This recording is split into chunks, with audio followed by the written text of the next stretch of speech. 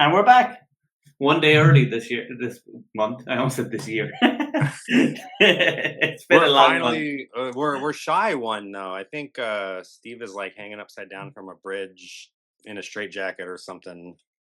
Yeah, and that's just So and that's on his day off. It's I know he's not even doing magic. He's just hanging from a bridge upside down. He had one too many at the pub, but yeah. yeah. What So a we won't have Steve today, but Steve's with us in spirit. He says, "Happy Halloween, everyone," and we'll be back for the next one.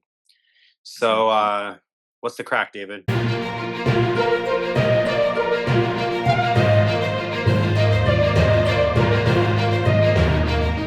Well, we've got a few bits to get through, and we have a one for Halloween at the end. So I'll save that till last.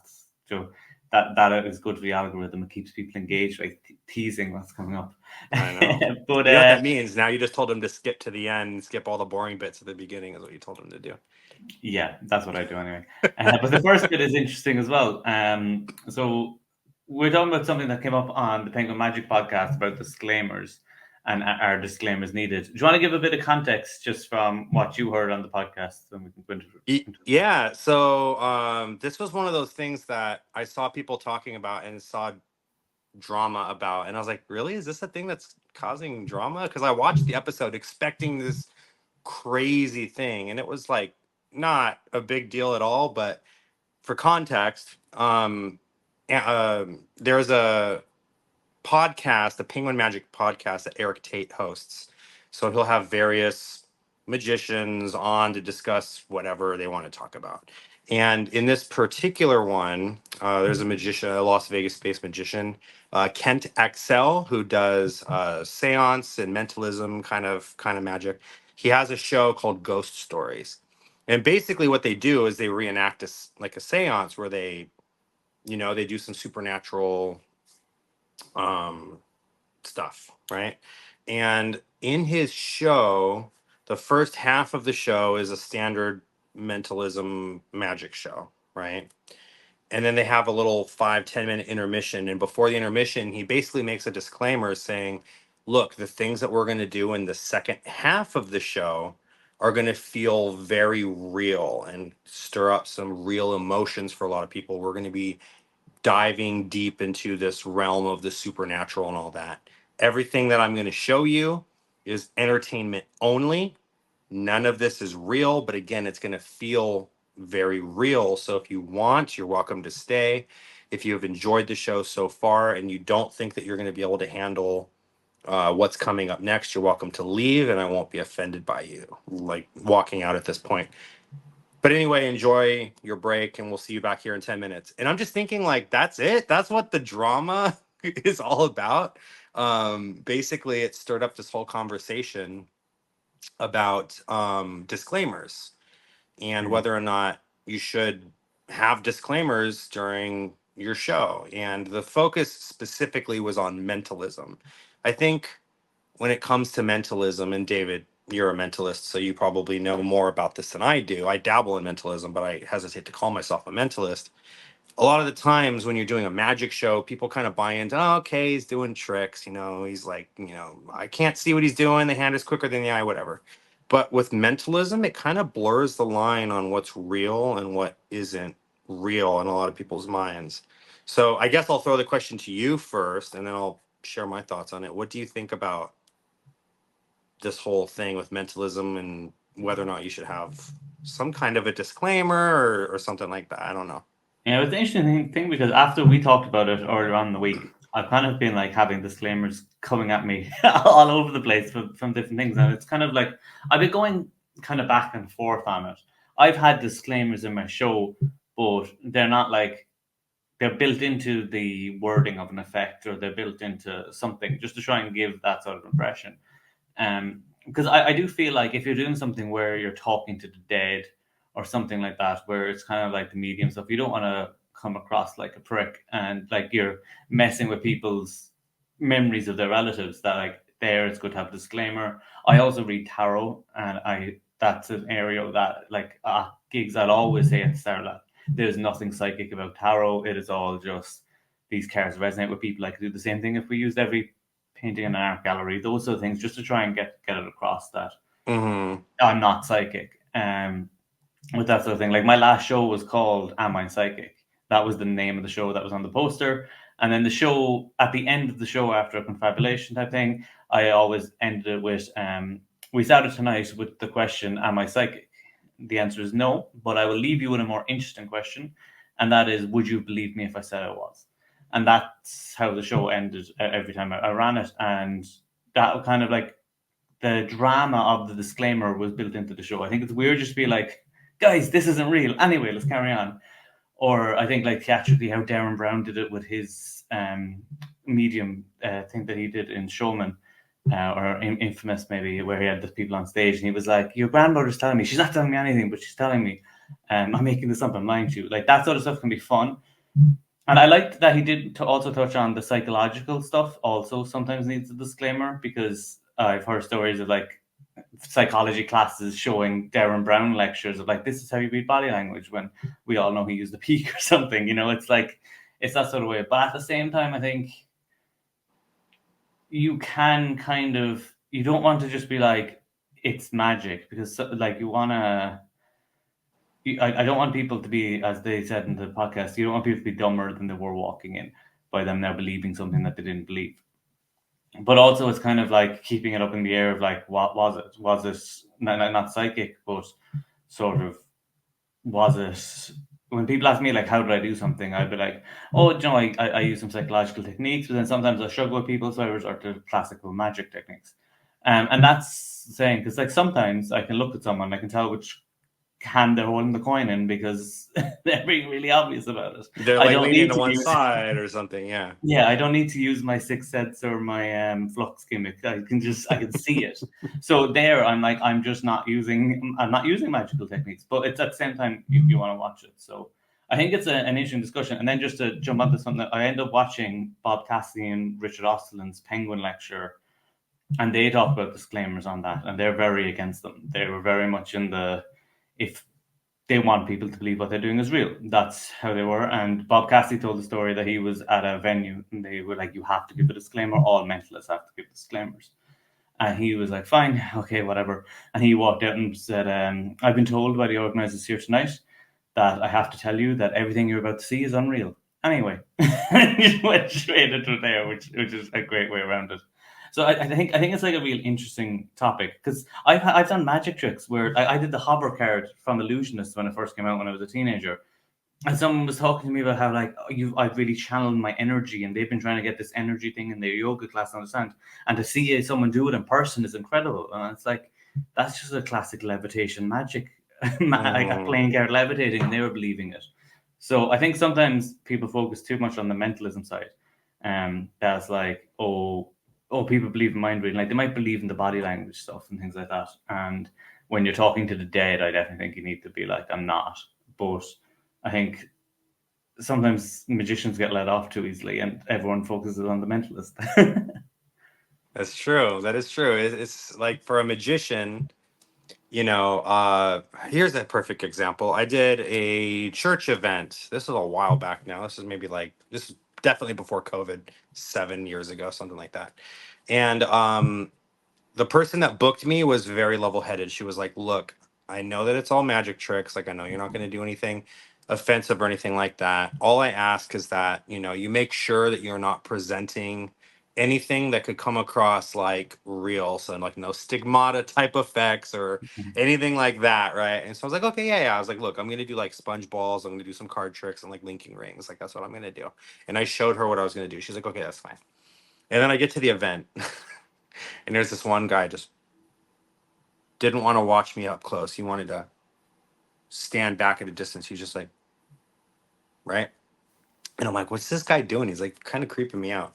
After I was done performing, he comes up to me and he's like, are you proud of yourself? I'm just like, yeah, I mean, we're having fun, right? And he's like, no, I mean, misleading people like that.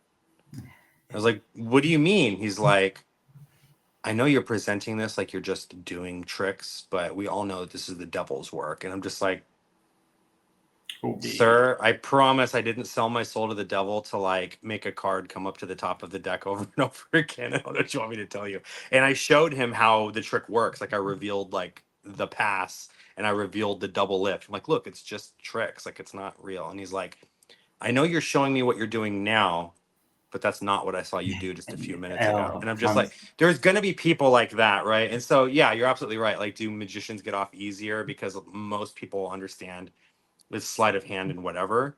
Yes, there are people that are still going to also believe no matter what you show them, right? And then on the other side of the coin as well, you have people that put themselves in a position where they want you to believe that what they're doing is real so that they could fleece you for your money. yeah. So like another good friend of mine, Dustin Dean, he does sort of the James Randi thing, right? You know what I'm talking about? Where you Yeah. have like $1 million prize. If anyone can prove that what they're doing is real, he'd give them $1 million. He does the same thing, but for TikTok psychics. So he has these TikTok psychics recreate their thing under his test conditions. And I don't remember what his prize was. I think it's up to like $15,000 or something like that, right? He's like been putting money aside for this.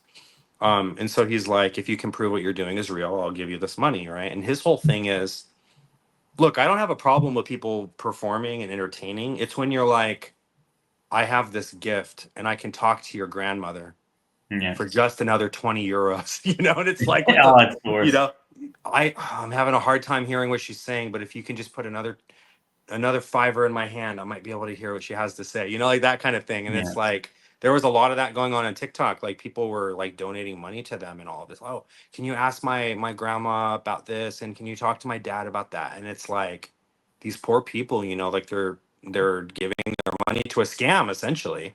And, you know, and so that's kind of what Kent's argument was too in the podcast. And we'll link the podcast, I'm sure, in the description Yeah. of this. So after you're done watching this, after you've clicked like and you've subscribed to Deceive Reality and to O'Brien Magic, you're gonna go ahead and watch the Penguin podcast, and you can hear what they have to say about it. But Kent's take essentially was there's only two positions. You're either don't want people to believe what you're doing is real and you want them to know that it's entertainment, or you want them to believe what you're doing is real, right? And there's kind of not a middle. If they think that what you're doing is real and you don't correct it, you're essentially saying, I want you to believe that what I'm doing is real, even if that's not Yeah. truly the case. At least that's what Kent's argument was, and I tend to agree with that too. Like Uri Geller was doing that for the longest time. You know, he was just like, "Oh, I can absolutely bend spoons with my mind," you know, and it's like, I get it. Do you want to like go out and be like, "Look, what I'm doing is just I'm pushing the spoon with my thumb," and then Yeah. it loses all the mystique? Or do you want to be like, no, like I really do have these powers and have people really believe it? And but still be entertaining, right? And I think that there is this kind of, I think I'm okay with both, but when it starts to go down the path of I really do have this gift, now I'm going to use this gift to start exploiting people, that's when it becomes a problem. And if you're perpetuating this idea that people have psychic powers, well, when they go to the palm reader or they go to the tarot reader or they go to some psychic and they're asking them for advice about, you know, their dead relatives and stuff, they're going to be like, yeah, I saw this show and this guy was able to prove that psychics were real. So when I'm looking at another psychic right in the face now, they don't know the difference. They don't know Yeah. that that one was entertainment, but this one is not entertainment. This one is like trying to scam you. And then more people are going to believe in that. So his argument is, as entertainers, it's our jobs to tell people like none of this stuff is real. It's all smoke and mirrors, but we just want you to have a good time. But then the other side of the argument is, but then it ruins it. It gives away the illusion. It pulls the curtain back, whatever metaphor you want to use. So I can kind of see both sides of the argument. I don't know if I have a firm stance one way or another as far as disclaimers I go, think we but need to look at it as like how other forms of entertainment are doing it. Like if we take like a horror movie, for example, like and at no point does the actress who's being possessed or the actor being possessed goes, by the way, guys, I'm pretending. Anyway, back to the movie. You know, it's like not in the middle of the movie, but then they're obviously out as the actor doing press for it and they're not in character during the press, pretending that, oh yeah, I really was possessed. And like professional wrestling, I always think is a lot of ties to magic. And the whole idea of kayfabe, of like what during the show, that's believe it, because if you don't believe what you're doing is real, how are the people in the crowd going to get into it? But then when you're off stage, you're not performing anymore. Because even like after I did there's a event every month in Cork where I'm from that I help organize called the Mind Reading Room, and it's a mentalism show. And I closed the show the last day with a past life regression. So I had someone come up, they went through past life, and it was all predicted, all the stuff that the life they went back to. And then afterwards, the person who was picked for that came up to me, and they were saying that they go to a class every Monday for past life progression, and they do the class, and the same person who's come to them before came to them during this segment. And it's like you're sitting there at the situation being like, well, you know, on stage, it's just entertainment, you know, blah, blah, blah, blah, blah. But at the same time, I don't want to get into an argument being like, by the way, those people on Monday are ripping you off. You should, because like that's not going to change your mind. She's just going to think I'm a dick and go away. And then I think for like because he did also go on about the psychological stuff, and that needs to be disclaimed. And I can see it where you don't want people thinking that, Joe, this is real psychological techniques and we should be studied for whatever, and it's that easy to read. I can figure out what words you're thinking of because your eye twitched. You know, it's like whatever. But then it's like sometimes you have to have a false method. Like nobody's saying that if you're doing stand-up Monty as a routine, nobody's saying, by the way, I'm saying this is sleight of hand, but it's really gimmicked cards. Anyway, Joe, like you can't go like, no, this looks like sleight of hand, but it's not. It's magic tricks, because then people just get confused. It's like I think pseudo methods are okay to give that route to people, because if I'm not reading their body language to figure out what they drew, I obviously looked at it. And then you're just like, you just kill. I either looked at it or forced it. Those are the options. So I think pseudo methods are okay to go. You just don't want to be hurting people or scamming people, or as you're saying, making it that, well, if this guy can read minds, then this person can, or if that guy on stage talked to a dead relative, then these people can talk to dead relatives. Because like I did a routine where I talked to dead on stage as the pseudo thing saying how ridiculous it was. But even though like I was revealing forced information, I was using the amaze box for it, I still felt disgusting standing on stage doing it. And like I was talking to dead relative of a person I'd made up. Like I wrote the thing I had forced. But I still found it horrible, so I don't know how people can do it. Yeah. Yeah. I mean, there's people out there with no shame. You know, there's people out there that will tell you right to your face. Like the perfect example. You ever seen Pee Wee Herman's Big Adventure? You ever watch that film? Yeah. Yeah, you know the bit when he's at the psychic and the psychic is like, and she looks across the street and she sees like the Alamo Auto Insurance Company sign.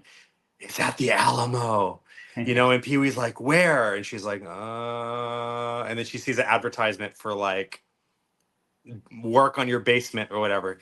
It's in the basement, right? And he's like, oh my God. And he goes all the way to Texas. He goes all the way to the Alamo to try to find his bicycle, right? Yeah. And like it's silly, it's just like it's a movie, right? But at the same time, like that's a lot of that happens in real life, but not just for something as silly as a bicycle. But you know, people have given up like they've like, yeah, I sold my home and like I picked up everything and I moved because this person told me that there was some positive energy that they felt over here, and if I just moved over there, I'll be financially able to survive. And then they lost everything. You know, like it gets pretty bad. Even for myself, when I do tarot readings, like I'm very clear I'm not psychic when I'm doing it. I'm very clear that this is just a tool to help help you better understand yourself. If anything, that like you will see things in these images, and we will talk through what your understanding of them is.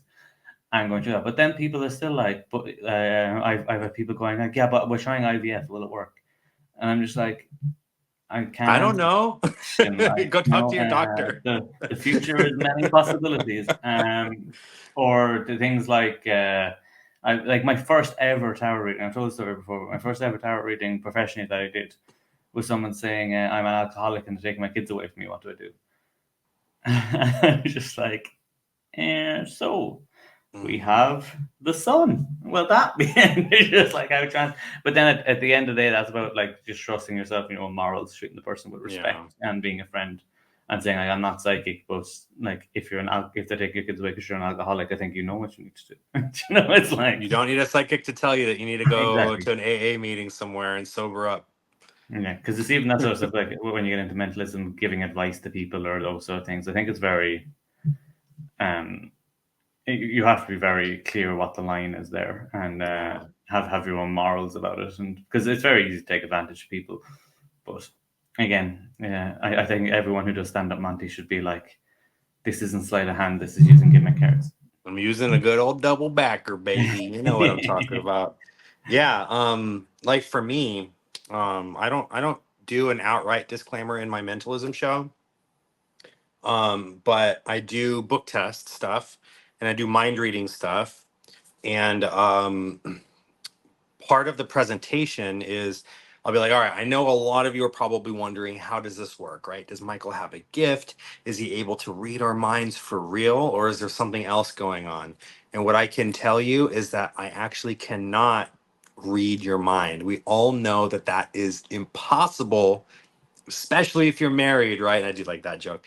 That it's just impossible to read minds. So do you want to know how I'm actually doing this? I'm a time traveler from the future. And I take out, you want to see my time machine? I take out like Time Machine by H.G. Wells, like the book. And then I go into another book test effect with it.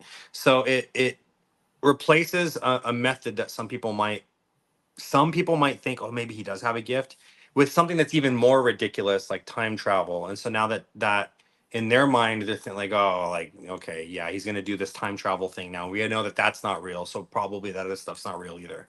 And it's designed to be funny, but at the same time, it's my like wink and a nod to be like, look, I'm just doing magic tricks at the end of the day. I'm presenting it like mind reading, you know? Yeah. And so that's kind of my It my has to way be of built. It handling has it. to be built into what you're doing, because it's like I put that like built into my whole show about the Am I Psychic show.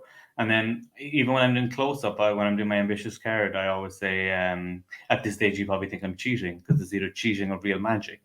It's cheating, and then I just carry Mhm. on with the rest of the thing. And You then play it like a joke, but at the yeah, same time, I'm going, it this gets is them cheating. thinking about it. Yeah. Yeah. And then it's like even in Kent's example, he was going through the thing he does before the intermission, and he's going like, "If you're not okay with this, you can leave." He's giving a disclaimer, but he's also building up the second half and creating anticipation and getting people into suggestible states by building up the tension. And it's not like, I think some people have a misunderstanding of like what a disclaimer is, that it's a sort of thing of an You have to announcement have a made. big stamp on the front of your poster saying it's all fake. Like, you don't have Yeah, to do it's that. like entertainment. Like I do have at the end of my tower page, entertainment purposes only, or those other things can work in small print. But you don't need to be like, now introducing to the stage. He's not really a mind reader. He's using magic tricks, but give it up for like that doesn't work, Joe. You're gonna, because I even messed around with in my show Am I Psychic when I first did it. I opened with Am I Psychic? No, but would you believe me if I said I was? And then went into the show, and I found that actually killed the show. And once I put that at the very end of the show, and leave that tension throughout of like, how is this happening? Is he psychic? Is he not? And then after the very end, you go, I'm not. But would you have believed me if I said I was? And that way, it kind of like, I've given a disclaimer, but I also haven't like undercut the show that way. Yeah. You just have to, at the end of the day, you just have to be creative and think of ways that you can kind of weave these things in. And it's at the end of the day, I think it's going to make your act more interesting too. You know, like you can leave that door in their mind open, like, how the hell is he doing this? Without them being convinced, oh, I know how he's doing this. He just has a supernatural ability Yeah. to be able to do that. You know what I mean? Yeah, and that's why the Darren Brownstein that he stuck with recently, I've started even doing it. It's like, not to give away, but my new show is called Are You Psychic? Which I was meant to be doing Friday this week, but my ankle surgery, I had to postpone it to the new year. But If you're somewhere in near Cork, go see David once his foot is yeah, fully healed again. hoping the new year, Are You Psychic will be coming in. Like, nobody's going to believe that they are psychic when they show up. So it's like the disclaimer is right there. And then But they're yeah, gonna do some crazy stuff, and then they're gonna go home and be like, I think I'm psychic. exactly. We'll see how it goes. But yeah, I think that it's a good discussion about disclaimers, and I think it's up to everyone to do whatever they feel themselves for their own. It's the end of the day, it's your own moral thing on where you fall in the discussion. But I think it's an interesting discussion. But I sometimes feel like mentalist, and there's the other thing with the mentalism as well. It's like it's not that good. You know, like some people are like, oh, I need to have my disclaimer, and it's like, I saw your nail writer, like, you know, I think you're good. I You saw like your thumb guys. moving around. guys, don't worry. None of what I'm doing is real. And they're like, yeah, I know, bro. I can see the earpiece hanging out of your ear, and the Yeah. person, I could hear it. You have the volume turned all the way up. I Because could hear the sometimes people come person off across stage. condescending to the audience. They're like, by the way, guys, I know what I did just made you feel like you have seen the second coming. I am not a god. And they're like, yeah, you That's flashed about 4 times. that's another little funny joke that I'll throw in. Like sometimes if I make a mistake, right? Like it just happens, you drop a card on the floor, or you're thinking of the word because, right? And they're like, no, and you're like, shit, I got the wrong word, right? I'll usually say something along the lines of, I got to throw a mistake in there every once in a while. Otherwise, people might start a cult and might follow me around and worshiping me like a god or something, right? Like throw like one of those little jokes in there to let people know, like, look, I'm just human, man. Like I'm not like Yeah, a I tell real. people I made a deal with the devil. Like I do stigmata, the Wayne Houchin effect. And I always end up being like, yeah, made a deal with the devil. Nice guy, bad PR. Just like throw it out there. Yeah, Well, yeah, but it gets people thinking though. They're like, "Wait, really?" And you're like, "Yeah, bad Pierre though. Absolutely lovely chat with him." And you're just like, "All right." Like, obviously, you're like pulling my leg now. yeah, But some other guy wrote a book to make him look bad. You know what are you my gonna do? question is, what do you all think? Leave a comment in the comment section below and tell us: A, are you pro disclaimers? Are you anti disclaimers? And what would you do if you were in that situation where you felt like you had to put something? If you are, how do you handle it? All that good stuff. I think we'd love to hear what Absolutely. your thoughts are on it. Definitely. And we move on to the next topic, which we have this time is it's nearly the closing time for entries to the one competition at the Blackpool Magic Convention. I think it's just early November is the closing date for that. So if people want to go, and for people who don't know about it, just give a bit of context.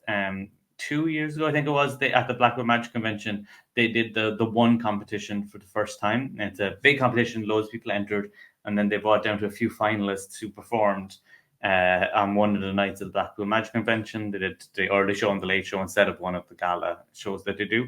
And the winner gets £30,000, which is the Magic's biggest prize, is what it's called. So £30,000, which is not bad.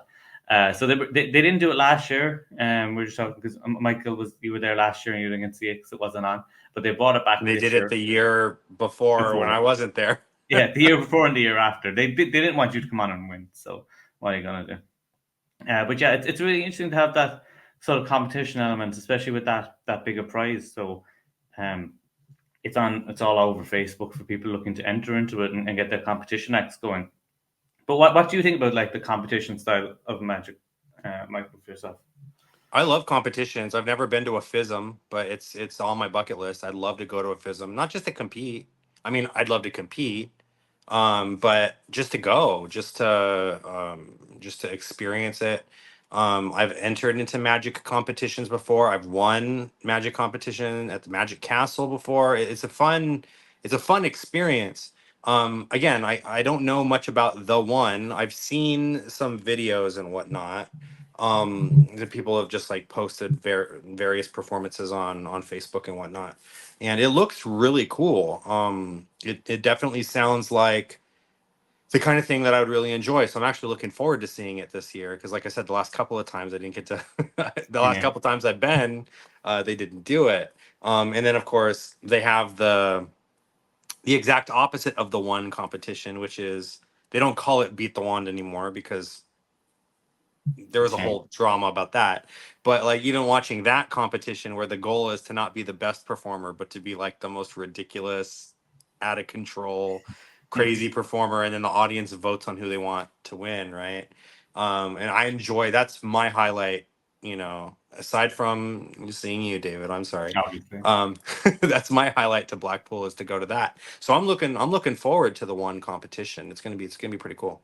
Yeah, I'm hoping that it'll be good because the one like not even criticism because it's understandable, but from the like watching it the first year it was a lot of acts to music, silent acts to music, and like it's competition magic, stage competition magic that you need to be able to perform all over the world at different conventions and at different like at FISM, at some place in Europe, in America, in Asia, all over the world, and so you don't want to be heavily.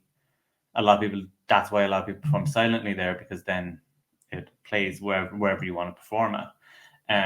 But like having multiple acts one after the other without talking as a mentalist for me. I was just like, I'd love to see like that style of magic used more in competition, like have a mentalist act or something. Because I think Mario Lopez did talk for a bit during his Salt act, which is just brilliant. But but there was a lot of like manipulation artists are doing really well at the moment in that style of performance. But it'd be cool to see some other styles entering this year and getting the variety of performance, I guess, as up, because there are some really strong performers out there who could do amazing work if they decide to enter it, especially the £30,000. I know, like when you brought that number up, I was like, wait, did you say 13 or did you say 30? Right, it's still a lot of money. £30,000. What is that, like $38,000 American, something like that? I'll check.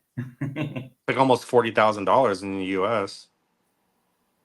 Pounds to dollars. Yeah, 39,000. I got that conversion up here, that conversion rate.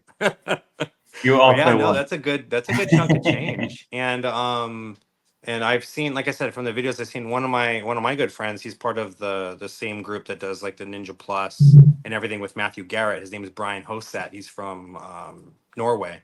And he's one of those kids. He was on like, I think Norway's Got Talent or something like that when he was like 7 years old. Like he's one of those, where you're just like, holy crap, this kid's gonna grow up to do some good things. And he was in the contest, and I want to say he did linking rings with like the floating rings kind of act, and it was all choreographed to music and everything like that. I remember. I think he floated a bit, maybe as well. Yeah. When that was crazy. He was actually my favorite act of the thing.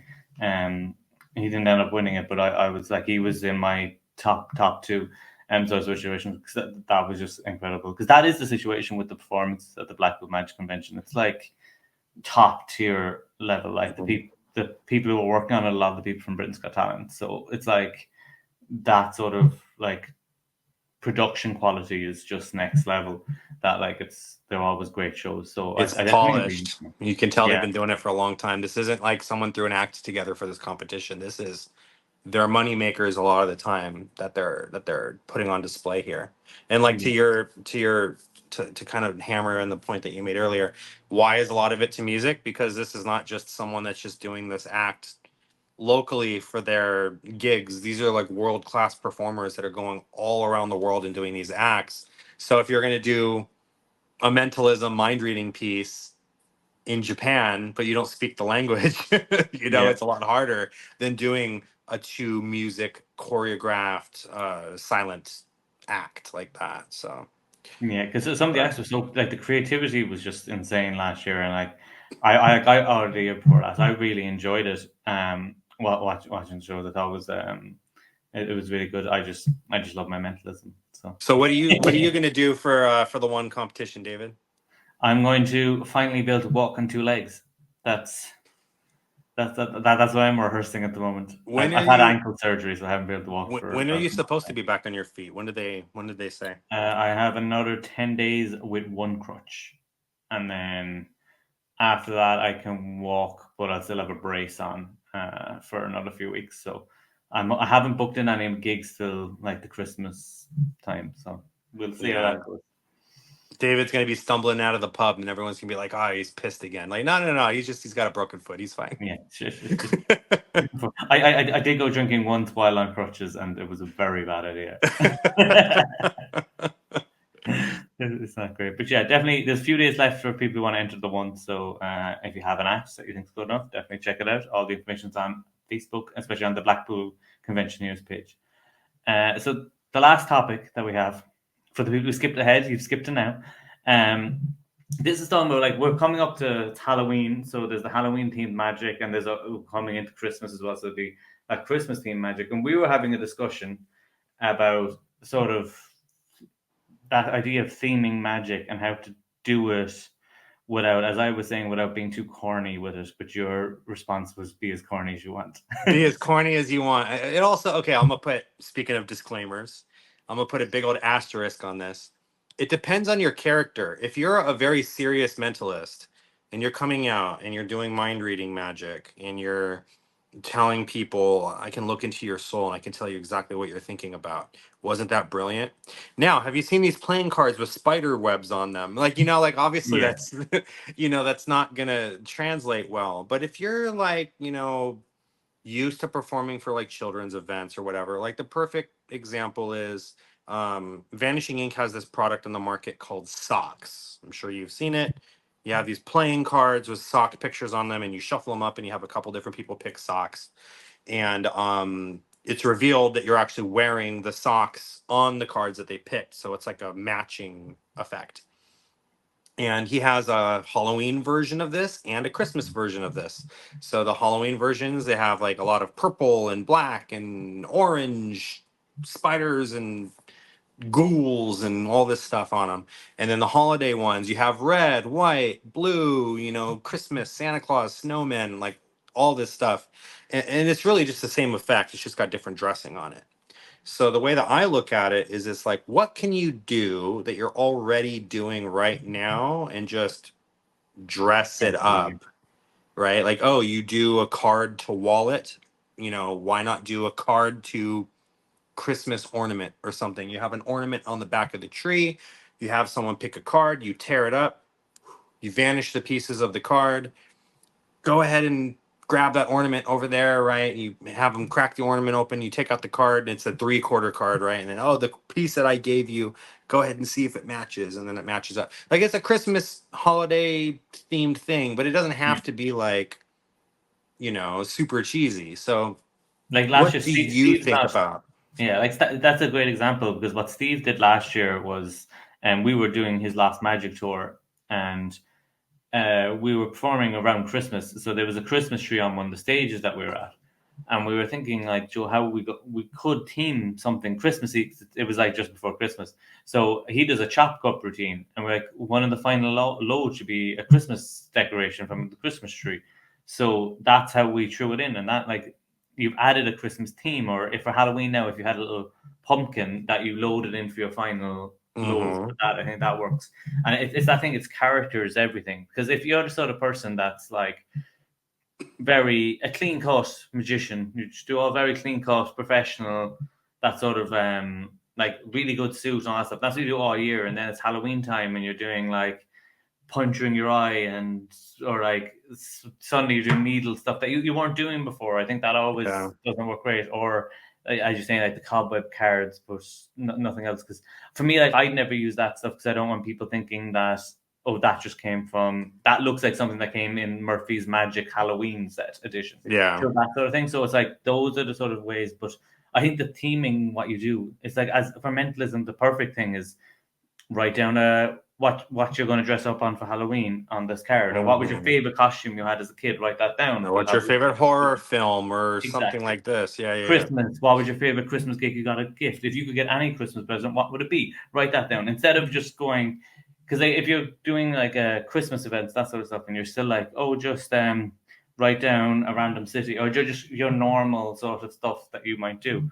It can be good to the theme stuff that way, or instead of someone like signing a card, you could be like, let's make this a Christmas card. Joe, write it to someone. Joe, there's different ways if you want to theme stuff like that, you can do it.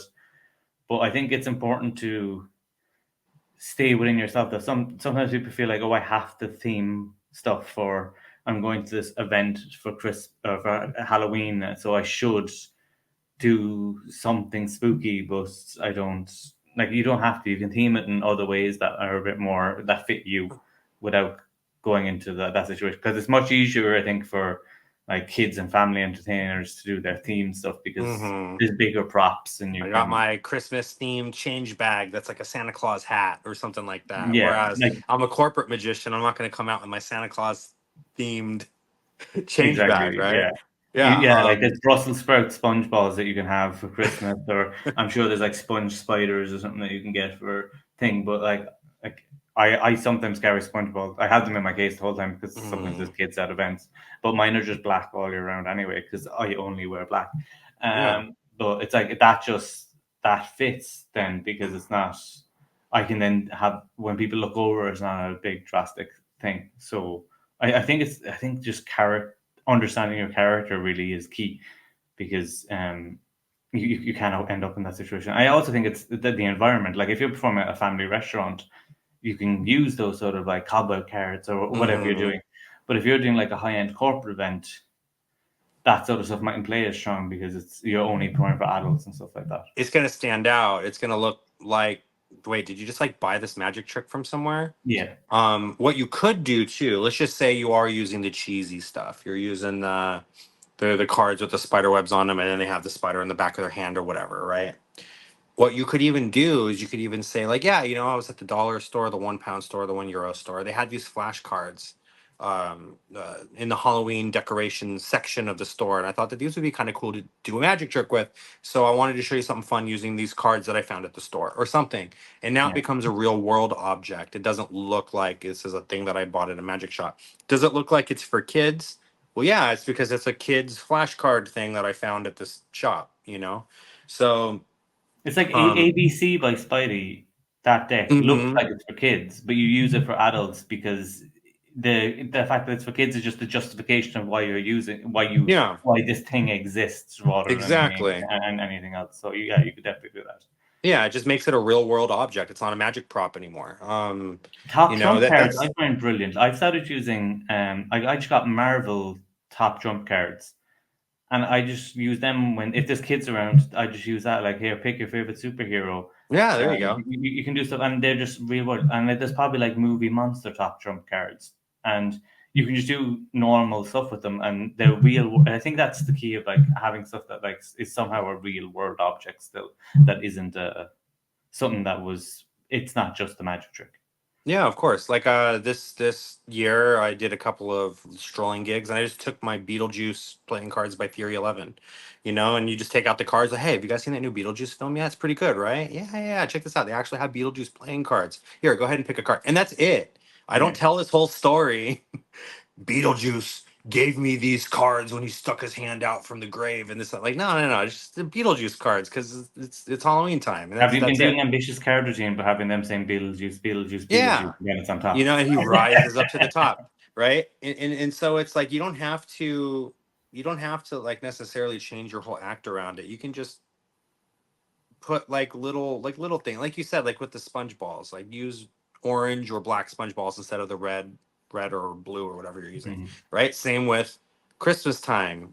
You can use the red sponge balls or you can use like white ones and have them be snowballs or whatever, like You can think um about it as well, like when you do get booked. Sometimes when you get booked for large corporate stuff, they might ask you to, can you theme one of your routines or something like that around the message of the event or the company values or those sort of mhm. things.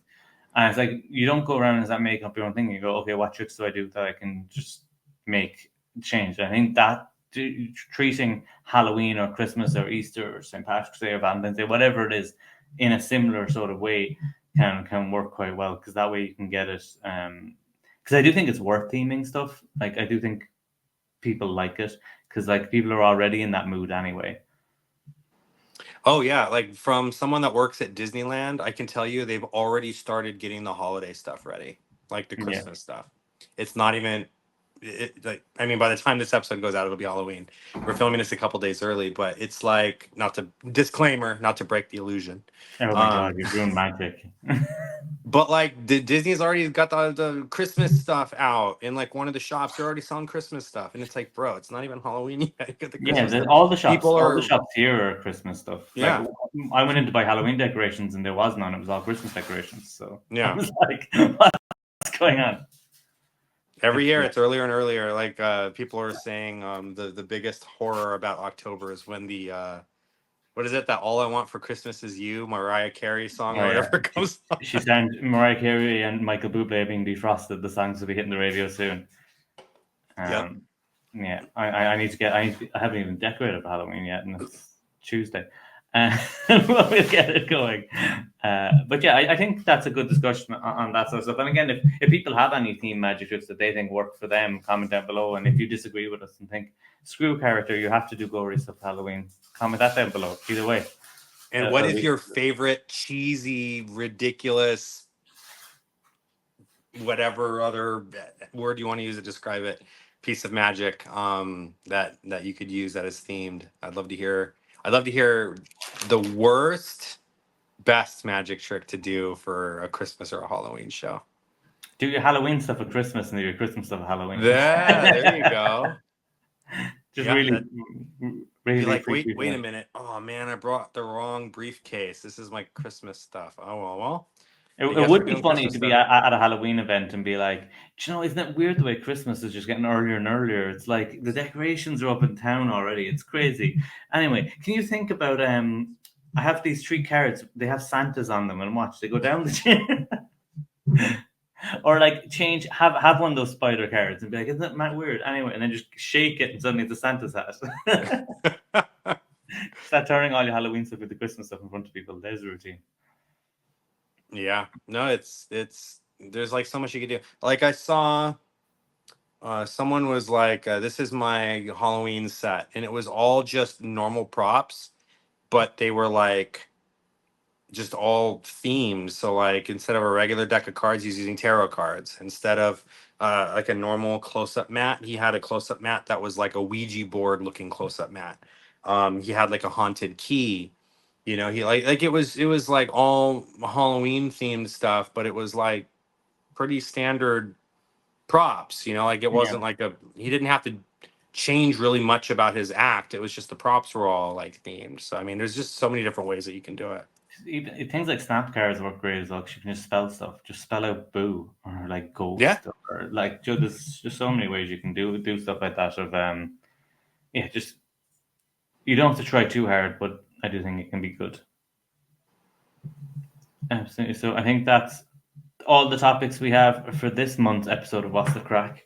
There's not much. The next one will be going into the end of November, going into December. That's crazy. Yeah, we're only two more episodes away until the new year. And yeah, it's gonna be cool. Think about what you want Santa to bring you, because in the next episode we're probably gonna talk about more Christmas specific themed kind of stuff. But I haven't been doing my shopping cart already. yeah, Adding you also stuff haven't been in. behaving, so Santa's probably not gonna visit you anyway. You're gonna get No, coal in your stocking. it's quite cold. That might be helpful. What's that? It's been quite cold in Ireland, so That's it might be true. helpful. Yeah, that is true. Just get me all I need, Santa. Just bring me one of these. Oh, nice. I A case. found this today. I was like, I'm not even gonna open it. I'm just gonna use the bottle for my bottle production out of my hat. Nice. But Just get a case of them and drink them all down. do what? Just get a case. Just drink them all. Yeah. I probably, you know what I probably should do is I probably should drink it, and then I should probably like fill it with water and then refill it again so I don't waste it. Yeah, Or put soda in it or something. My biggest problem at the moment is me and my wife have bought Halloween sweets or candy to have ready for the trick-or-treaters that are going to be coming around. But And you've eaten them all already. We've eaten a lot of them. I had to buy a second round today. It's a problem. And I'm dieting. It's not going well. We'll see. Yeah, no, dude. And it's probably not good for your foot either. You gotta keep your foot elevated and your yeah. Let's see. My wife gave me a delivery in the middle of it. There you go. So yeah, we'll see. And I also have a Halloween cupcake. You see, you could do something with that. You could have like the card be inside. It is on a Santa plate, though. You know what? There you see, you can cross them both. You can do both at the same time. Absolutely. We got the Christmas and the Halloween. It was sitting beside me the whole time. I didn't even realize. All right. Great. So I think that's it for What's the Crack. And make sure that you subscribe to Deceive Reality podcast, subscribe to O'Brien Magic. And we'll see you guys in the next one. See you next time. Ooh, spooky.